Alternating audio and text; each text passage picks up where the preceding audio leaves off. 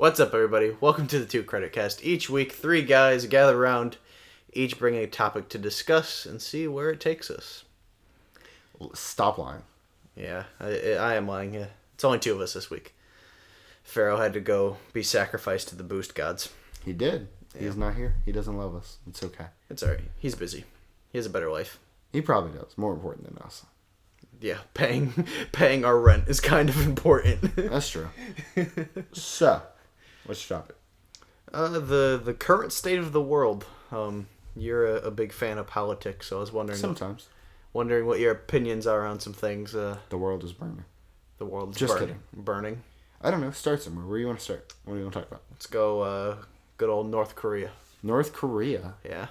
Yeah, that's a rough one. I don't know. I mean, their leader is doing more and more tests and making more and more threats, and Trump made some false statements and then some true statements, and then China is turning down their production for North Korea by denying things like coal shipments that they had agreements on, and then increasing coal shipments from the U.S.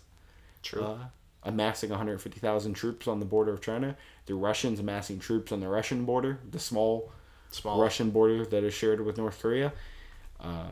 The U.S. putting more forces there. South Korea having more forces. The U.S. deploying THAAD systems to South Korea, which is a anti-missile defense system. Which South Korea turned down. No, they didn't. Or they threw a bitch fit about it. No, that's not what it was. In fact, wanted them to pay for them, and then it was that...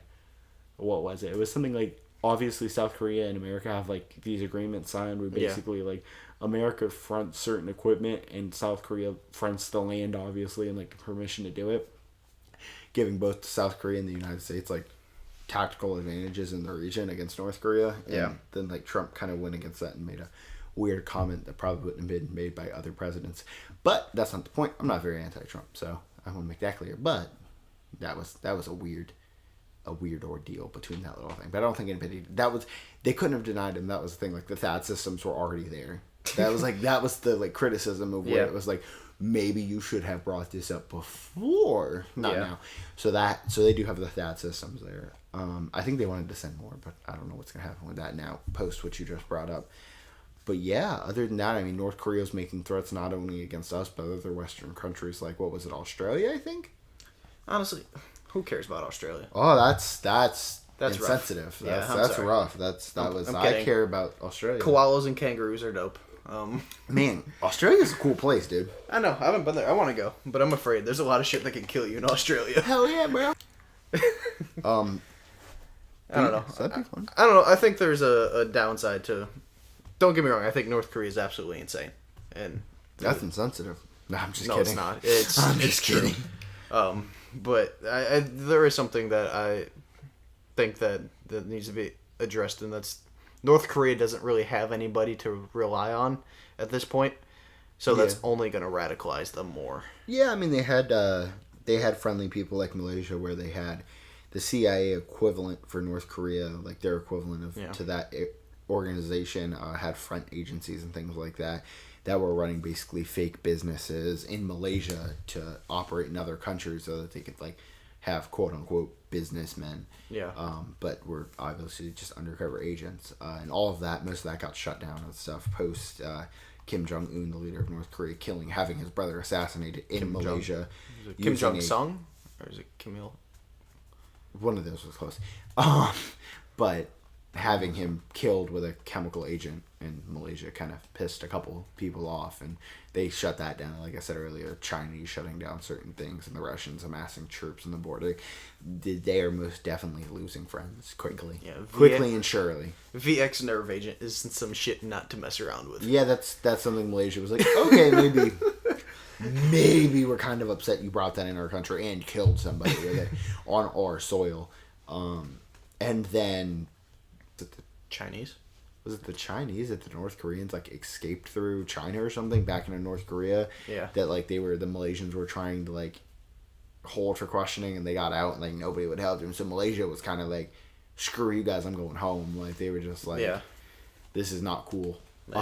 Kicked the ambassador of North Korea out of their country. They kicked like all the North Koreans out of their country. That's true. They want like no ties with North Korea now post that. So yeah, I do think that there's a strong chance of further radicalization of North Korea and its leadership through the, I guess, loss of friendships, for lack of a better word. Got a second follow up to the world here. What else? Russia. Yeah? Specifically the coming of the Second Cold War, I believe. You think we're in the coming of the Second Cold War? Yeah. We have the Second World War. Are you sure? I mean, am I sure we had the Second World War? I don't think that Hitler guy was. There's a couple million people that say. There's actually more than a couple million people that. Couple million people of one ethnicity that can. Nope, still more than a couple. Religion. That will testify that did happen. But other than that, yeah, the Second Cold War, you think, is forming with Russia? I don't know. I mean, ties are going up and down, and now they're like normalizing a little bit, and like, it depends. I don't know if they're gonna actually get worse like some people think. Flexing your muscles over a failed state is kind of a problem, though. You think so? Yeah, like, why you're gonna flex over protecting Assad, but then you're not gonna like follow up to that. Assad uses chemical weapons. Cool. Should we have missiled the crap out of them? Maybe not. I mean, flex on them, bro. You're gonna use chemical agents on your own people. We're gonna put you back in the proper line. But then like Russia is like, hey, don't do that. They just kind of backed up. I don't think they did anything. That's all I'm saying. So we didn't like what he did, and we sent a small little "we don't like" card, and the Russians did not do that same thing. So, I mean, they gave the Russians a forewarning. Like about an hour. Yeah, I was about to say, is an hour really a forewarning? Yeah, that's better than going, "Hi, look at those missiles." Gave him an hour. Well, I guess hour's better than nothing, like you said. Oh, fuck. I'm surprised it could hit you in the head with that ball. So, yeah, I don't know. You think it's gonna get worse with Russia? Yeah, I do. You okay, Fred? Yeah, I'm fine. I wish this was a video podcast just so everybody could have just seen me peg you with that beanbag in the face.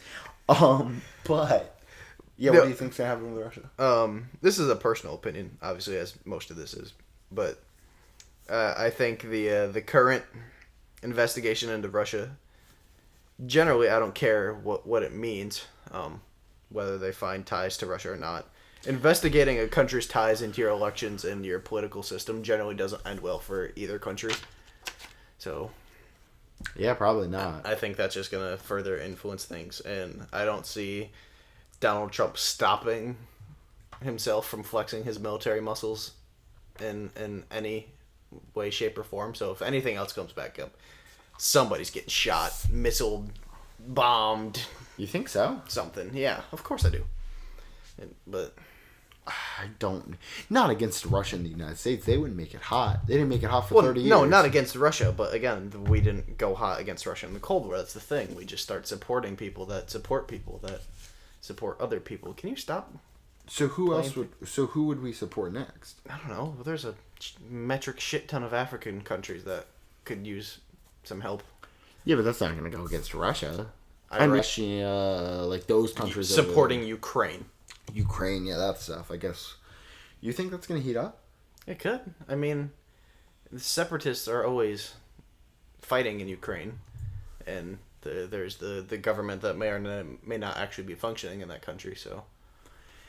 Yeah. Are any other countries you want to talk about? What the hell was that? Yeah. You had no opinion on the Ukraine? No, I mean, yeah, but I don't know if I just think it's so hard to say anything with Russia.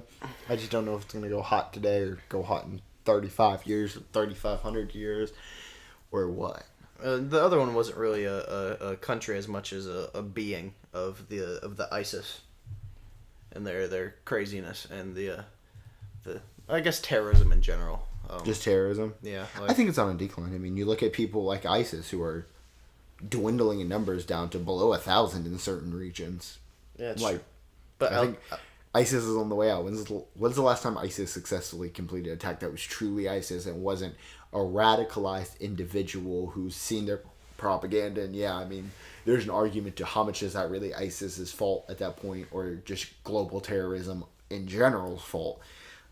Did ISIS ever claim responsibility for the bombing in Russia, the subway in St. Petersburg? That I'm not sure. I didn't look that up. I saw it and I was like, "Ooh, crap, that's gonna blow up," and then completely forgot to check it. But like after that. so little like of these accidents are truly ISIS members that are like real ISIS members, as opposed to like some of the shootings in the United States, members who pledge allegiance to ISIS. Yeah, they're not really ISIS fighters. Like I think the ISIS is a dwindling threat and will be close to non-existent in the next 2 years.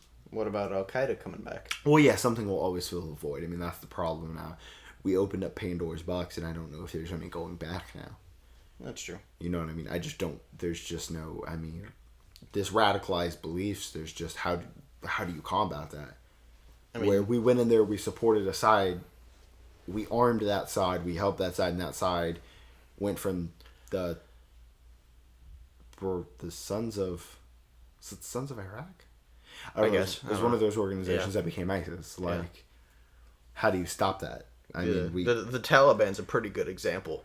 Yeah, I mean, we disabled the Taliban, made that look almost non-existent, and ISIS popped up. Now after we supported the Taliban. After we supported the Taliban, exactly.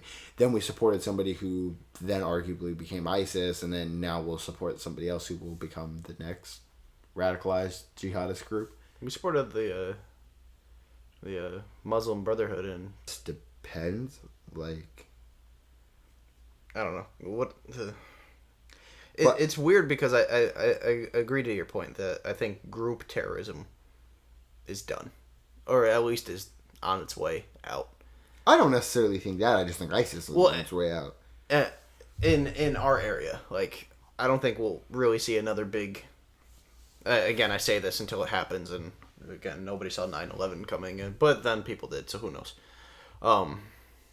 Until it happens again, there's just gonna be more of this. Hey, I saw this video and I like what this guy's saying. He makes a good point about these crazy Americans that need to have their heads chopped off, and I'm gonna go blow up this building and shoot up this school. You look at terrorist groups and how much they use platforms like Twitter and Facebook for recruiting. Yeah. And apparently, Facebook can stop gun sales on Facebook, as some people will know was like a huge deal in the last 12 to 18 months ago or something. Yeah. Maybe a little bit longer, but they can't stop jihadist groups from recruiting on Facebook. I don't know. Very weird to me. But it's just like, I mean, there's even YouTube they're using as a propaganda recruiting tool. I mean, technically we have propaganda. This is propaganda. Yeah, but but we're not telling people to cut people's heads off. That's true. It's a little different. But okay. So we're telling you to be nice people and play video games. Yes, please be nice, happy people. So we talked about Russia, North Korea, ISIS, and jihadist radicalist groups. Anything else? I don't know. I think that's it for me. That's about it. Though I got one thing that's not my topic, but kind of the state of the world, I guess. But it's not a country. Did you see that they think now that people have lived on North America for roughly 130,000 years, which is about 10 times older than most original estimates? I did not know that. You did not hear this article? Yeah. So I'm reading this one off Gizmodo. I saw it originally on a different site. I just pulled this up to bring up some stuff. But most archaeologists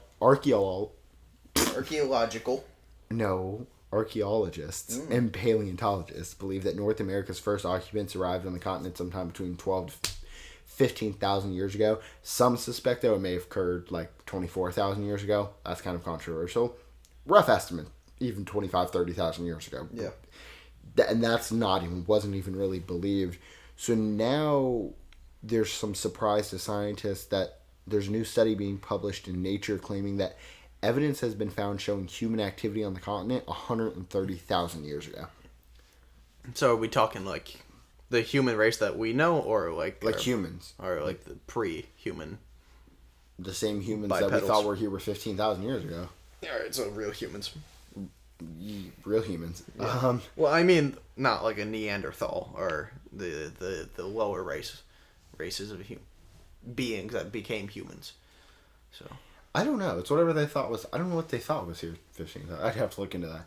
15,000 years ago might have not. I'm pretty sure it's like legitimately human beings. So maybe. Because people don't evolve that fast. So they found a site that contained the sharply broken bones, tusks, and molars of a lone mastodon. Okay. which the researchers say were buried in fine-grained sediments alongside stone hammers and anvils. Well, that would make sense for humans to be alive. Yeah, exactly. That's the thing. They're saying that the bones, the mastodon remains were modified by early humans who were likely making tools from the bone and extracting the precious marrow. What were they using marrow for? They eat it. They really? Yeah. You sure? Bone marrow is super nutritious. Okay. Using a technique known as uranium thorium dating, numerous specimens recovered from the site were found to be around 130,000 years old, with a margin of error around 9,300. No human remains were found at the site or other application. That's weird. So, do you think that means, like, do we have humans that were here 130,000 years ago I mean, on it North makes America, sense. on this soil? Because you know what the theory is, right? That, like, how they came here. They The came land here bridge and from all Europe on the yeah. land bridge. And this was somewhere closer, I think, down to California-ish area, so they would have traveled. So this would have been, they're saying, I think, what I read in the original article, that it was an earlier land bridge or something, and that they would have traveled down, yada, yada, yada. During one of the earlier ice ages, I'm guessing. Uh-huh. Instead of The one that they did, cross a land bridge, as far as we know. So that's interesting to me, I think. That's pretty cool. I mean, That's hella cool. Like, that stuff fascinates me. that'd be weird. Like, I'm getting language couldn't have been a thing back then. I'm guessing. I don't know. Yeah, I mean, again, we have no clue when language came about. Well, at least I mean, they might. written language, I should say. Yeah, I don't know if they... Spoken language is probably different, or at least like sign language signaling. But it's like the what is it? The Incas. The Incas were illiterate. They couldn't read or write because they didn't have a written language. They had a spoken language, I think. Maybe. Who knows? We should fact check this before I make wild claims. But going to my real topic, I just really wanted to talk about that somewhere and share that. I thought it was a really cool news tidbit. But my topic was going to be single-player video games opposed to multiplayer video games. And or massively multiplayer video games. You can say MMOs can go. I'm just kidding. But no. But you get what I mean. So single-player versus multiplayer. Which one's better? For me, it's single player. Really? Yeah, I mean, I play multiplayers. I play, actually, the two games that I play the most are multiplayer, Call of Duty and Rocket League. Like, I play Rocket League every day, and I play Call of Duty when I get bored of playing Rocket League. But then I guess I supplement those with the games that I find more enjoyable. I don't really find Call of Duty enjoyable as much as, like, a time killer. Okay. Yeah, so, but Rocket League I find fun, too. Rocket League. Yeah, you play Rocket League a lot. But so what single-player games do you like? Anything. Has a campaign, I'll try. I'll give it a shot. So, like, name some good ones that you think stand, because of those games, they stand stronger than multiplayer games. That's hard because some of these games are multiplayer as well. Okay.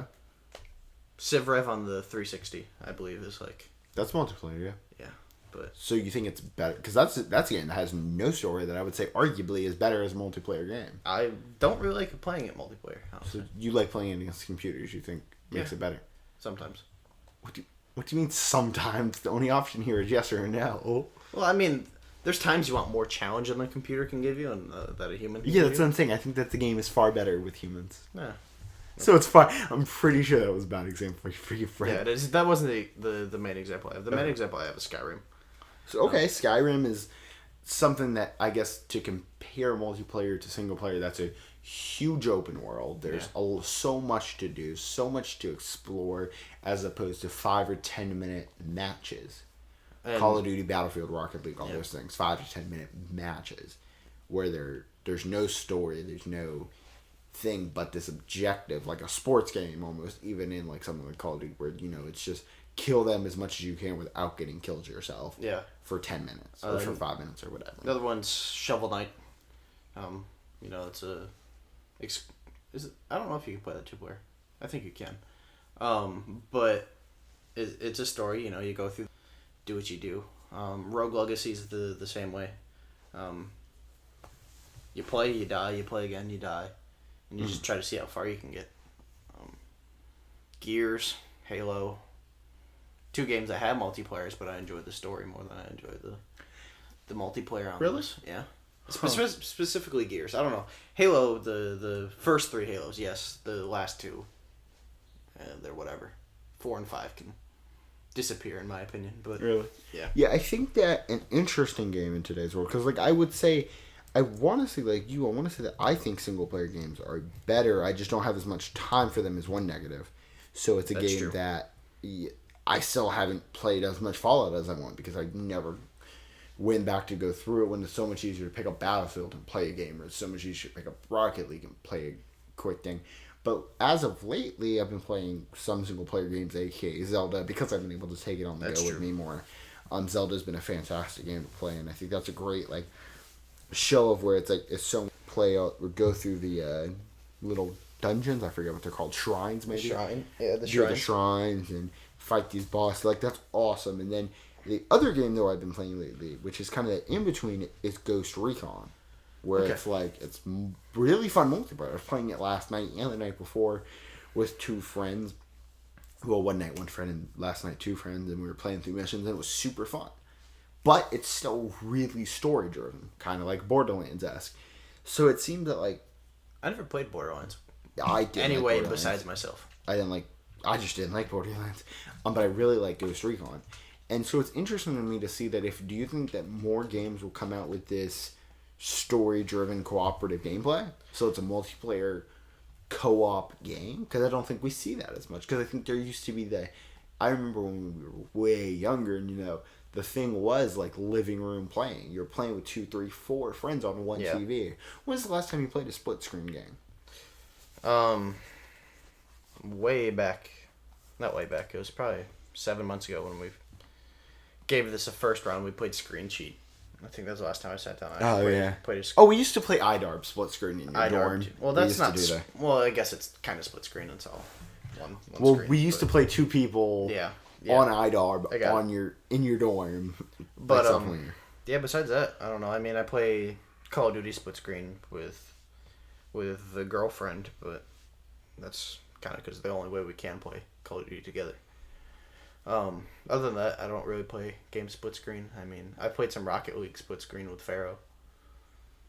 But again, still just mostly by myself. Really? The biggest thing though, the point you brought, the like linked online co-op story driven games. I'd say Destiny's kind of like that. And Destiny's probably the best example I can think of. Because isn't that more of just an MMO? We would say. Well, So it is World an of MMO. Warcraft does the same thing. But Destiny had a storyline, and it was. So did World of Warcraft. That's what I'm saying. So it's very MMO is an example of something that's story driven. Division, I don't think it has a good story, but still, once again, it's all online, but there is some story still. So it's like, I guess. that's the idea of an MMO, right? Yeah. So are MMOs the ultimate game? In your opinion, I'm not, in my opinion. well, I'm to asking. that point that you were making, I would say yes. Then, if you believe that that's how you should play games, the online co-op story driven things, then yeah, sure. Interesting. I don't know. But so you prefer just plain old single player games like Skyrim? Yeah, I mean, I've put God knows how much time into Skyrim. State of Decay is great. Small indie game that I like. Single player. State of Decay is not a small game. Yeah, it is. So many people put millions of downloads. That doesn't count as small anymore. Yeah, but it's like $15 game. Price means nothing. Okay, but it's like an indie-ish game, I'm saying. It's like I- Rocket League. Rocket League is not an indie game. It's Not anymore. I mean, it's Wait, not okay, backed by a wait. huge publisher, Wait, which is the wait. point of an indie. But It's not an indie, but it's not a AAA. It's what we'd call like a AA game, single A game. whatever. So like some of these single A, AA games are a lot of fun. Okay. But I would still say, I mean, State of Decay is pushed by Microsoft now. It's backed by Microsoft. oh, I guess so there's they no did. way. Undead Labs did team up with Microsoft. Okay, that's fair. But we're not gonna. I was about to argue with you about it. But no. Yeah, it's interesting. I don't know. But I guess to me, it's just still single player. Really, no matter that, like Zelda is so captivating, and that Ghost Recon, even without people, is so captivating. Like it's not. I'm not having fun because that is a game where I guess I'm having fun because I'm with friends, but I'm also having fun because of the story. But I guess when I play with friends, I'm less concerned about the story, and I'm more going through it faster. But I'm like having fun and I'm failing, but in fun ways. Like when somebody just wrecks the guy that you're trying to capture and just drives right into him and mows him over, and then you're like, okay, and then you leave somebody so they finally catch up and then they mow him over again. Like, I'm having more stupid fun than I am playing the actual story. When I play Ghost Recon alone, I'm like, oh, look at this guy, and I gotta take out this guy, and it's all about the story. Yeah, multiplayer story I think is dead. Like since the day Split Screen died, that died with it because, well, think of the multiplayer games that we play. We play competitive multiplayer, or we play, hey, let's dick around in GTA for 4 hours and just mow people down and get chased by the cops and get murdered and spawn and do it again. So you're not going through the story arc like Halo 3 again. People played Halo 3 split screen for ages, but come again and nobody's playing. I don't know what the hell multiplayer game, Call of Duty co-op. Nobody's playing. Yeah, like I guess. So you think online? It's a competitive thing now more than a story thing. So like Ghost Recon? No, and it's like a huge hit, and that's a co-op. Like okay, yeah, but again, it's a dicking around. Hey, let's go murder people for 4 hours and die and spawn and do it again. Then hey, let's actually try to focus on doing the story and do this tactically and do it right instead of. Yeah, but at times it's tactical and stuff like that. Yeah, it's tactical for the fun of being tactical. It's not tactical the story. Yeah, that's true. So I guess, yeah, okay. But I guess it's still there in MMOs, we're saying, though. World of Warcraft, Destiny. Sure. I lost you there, but alright. You get what I mean? Because we're talking about, like, you know, what's... Like, even though co-op story is dead, Destiny and World of Warcraft and some of those things are still co-op story, though. Just not directly, not in the traditional sense of co-op story that we think of. That's true. Right? Yeah. So that's interesting. That's an interesting topic. I don't think we got anywhere with that, but No. I think it was very interesting talk on, like, I don't know. Like Video games. So what makes a single-player game better? We didn't spend any time on single-player games. So what is it about single-player games that makes us enjoy it more than a 5-minute match, competitive, not adrenaline rush and anything, but just fun? Like, you know, like, oh, I gotta kill these guys. Like, what makes a single-player story where you're just sitting by yourself playing the game more fun? Like, as captivating as watching a movie or reading a book or anything like that. Enjoying the art of it. Like, I enjoy... I mean, I can't say I actually thoroughly enjoyed Limbo, but Limbo is another game where I spent the hour playing it. And, you know, the puzzles were fun, and I like the story, and I like the art style. And another way of 3/4 Home, you know.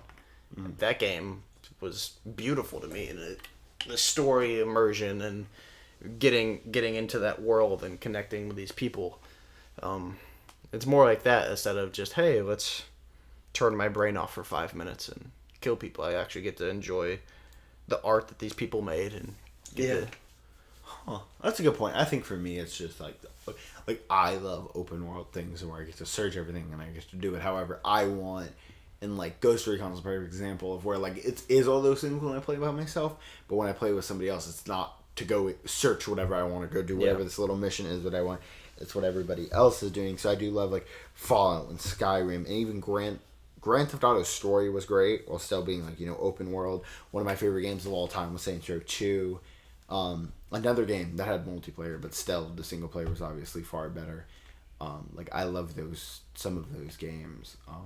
And I guess just because you can go do whatever you want and you can go explore and do side missions and find secret things, and so that's a great thing. If Pharaoh was here, he would rip you apart right now for saying side missions are important. Yeah, he would. But since Farrah's not here, and I guess we got a little extra time, there's one more thing I just thought of, just like I thought about my random Mastodon thing, which I still think is really cool. I gotta correct you. It's Mastodon. Mastodon. It is not Mastodon. Mastodon. I must keep saying Mastodon. So this Mastodon thing, but the other thing I just thought of was me talking about like, oh, going to watch a movie and it's so captivating. But I was talking about that while I was talking about like single player stories being captivating, and it made me remember this thing I saw on Reddit, and it goes, I forget, maybe it was Shower Thoughts. I don't know which r/ it was. Maybe it was Shower Thoughts. It was something on the main page, but it was why is it no? Maybe it was r/movies. Maybe it was r/movies. I don't want to lie because it was a great point that it is. The word I'm looking for is it's such a Like, not a normal thing. Like, not a normal Yeah, I society gotcha. thing. norm. What's the word, though? A norm. A Yeah, trend. it's like not the norm to go to a movie by yourself.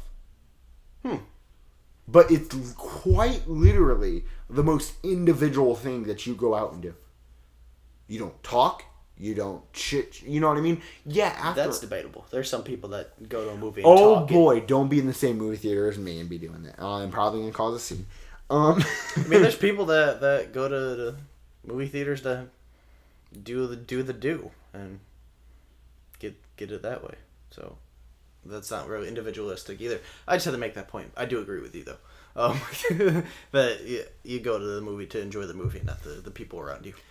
Yeah, But then again, if you went to a movie by yourself, it's not the same. Because I've gone to a movie by myself, and it was the most depressing thing I've ever done. because like you leave and you don't have anybody to talk to the movie about. Like, yeah, I agree those things, but like, why is that? Why can't you go see a movie? Is so like you would watch a movie at home by yourself, That's true. but you can't go watch a movie in theaters. And I would never do that. I would never be like, wow, there's a movie I really want to see, and nobody's free, but I'm free. I'm gonna go. Heck no, I wouldn't go do that. I did it. It was sad. You're crazy. Like I wouldn't do that. So it's like, See, and I didn't do it on purpose, but I followed through because I went there expecting to meet a group, and a whole group of people bailed on you. a group of 2, Oh, plus me. I'm not sure if that's a group. It's I a went to trio. meet 2 good friends. Like, it's a trio with you. Like, you weren't meeting a group. You weren't even meeting a trio. Okay, I You was were meeting a duo. I was going to meet some people, and they ended up going to make it, and I was just like, I'm right here. I'm gonna Fred see got the ditched movie. by some hot girls. Stood up. Pretty much. That's how it went. But yes. And what movie was it? You know you're scarred, and you remember this. I actually don't remember because it was a crap. You saw By Yourself, which was awk. Yeah. Word. I don't even And remember it was the a bad movie. Whew, so you wasted your money. Made yourself feel bad. Mm-hmm.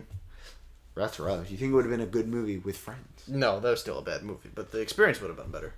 I probably wouldn't have felt as much as a loser. Yeah. Probably wouldn't have gotten the pit of despair that I had walking out of that movie theater by myself. With nobody to chat about the movie. Like That's the best thing. It's the drive home chatting or the parking lot chat that always happens when we all go. You can ask Farrah when we go with all the other guys, and it's always the parking lot chat on the movie.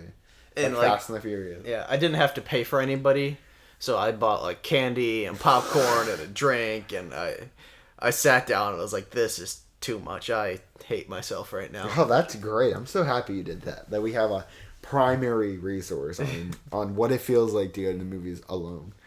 Yeah, and sad. I think it's just the like eat your sorrows away. The like being solitary. But you would see a movie in your house alone. Yeah, but it's not the same. It's the cinematic experience in a theater is such a group setting.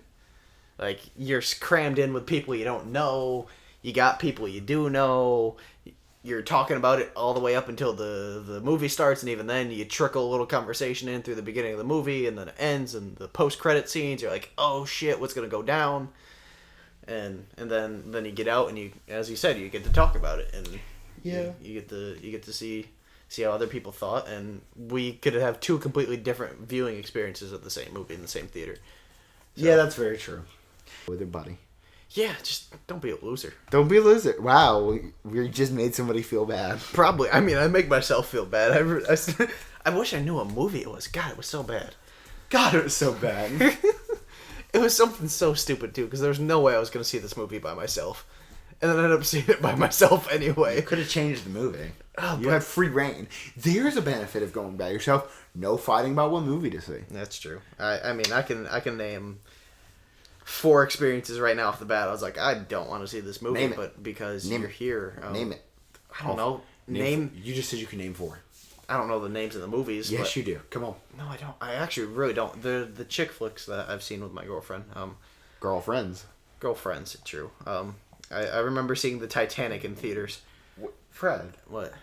That movie was not... You weren't alive when that movie came out. The remaster of Titanic I'm that just- was I'm just messing in with you. theaters I'm in just like messing with you. 2010. Wasn't... Are we sure it was in 2010? I think we're making things up. No, I know the female I was with, and I'm pretty sure that was 2010 or maybe 2000. It had to be in 2010. Who were you with? Can we get initials? PQ. I had forgotten about her about that part of your life until me just the too. other day when I was reconnecting with an old friend, and Yeah. that old friend brought it up, and I went, And that was "You actually right." I was like, "You right, you know, you right." And that was the first time I've actually ever seen that movie, and so I saw it in theaters. Excuse me? Yeah, the first time I ever watched Titanic was in theaters in like 2010. Excuse me? Yeah. First time I saw Red Dawn, it was Don't even talk to me about 2011. that. This is the best movie ever. and the you waited OG for Red Dawn. I know. but not the one where Chris Hemsworth gets shot in the face. You did. Spoiler alert. You didn't see the best movie of all time until 2011. Yeah. It's Red Dawn. It's by far the best movie. So wait, what other classics have you not seen? Godfather? I've seen Godfather. I don't remember anything. Scarface? Seen Scarface. Okay, good. Scarface You've is seen, awesome. You've seen the gangster films. That's okay then. Yeah. Anything else you want to say, my dear friend Fred? No? Okay. Maybe live long and prosper. Live long and prosper. So, this was the Two Credits cast. Yeah, every week, 3 dudes gather around a table, except this week. There's only 2 of us. To bring a topic to discussion and see where it takes us. That we do. See you guys next Monday. See you.